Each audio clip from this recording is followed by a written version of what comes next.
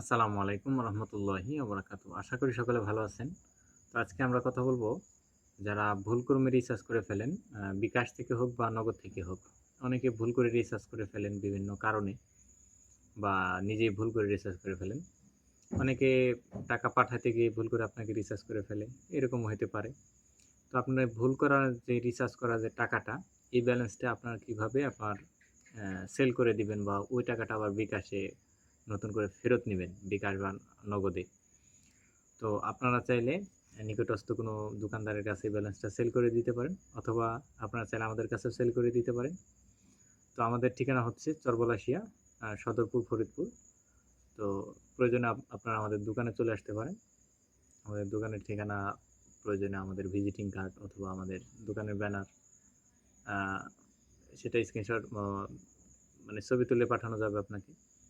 প্রয়োজনে আপনি আমাদের দোকানে চলে আসতে পারেন, অথবা আপনার অনলাইনের মাধ্যমে লেনদেন করতে পারেন। কোনো ধরনের সমস্যা নেই। তাছাড়া অনলাইনে আমরা হচ্ছে কমিশনের ভিত্তিতে এই ব্যালেন্সটা কিনে রাখি। আমাদেরকে অবশ্যই কমিশন যারা দিবে তারা কিন্তু আমাদের কাছে ব্যালেন্সটা সেল করতে পারবে।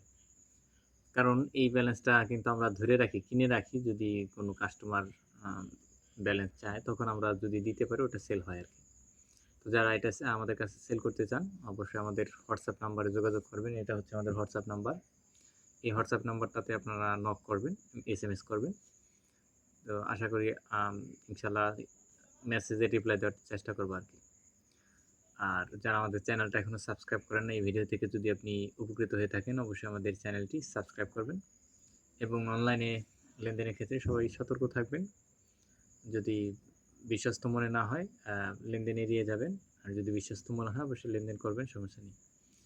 তো ধন্যবাদ সবাইকে। সকলে ভালো থাকবেন, সুস্থ থাকবেন। আসসালামু আলাইকুম।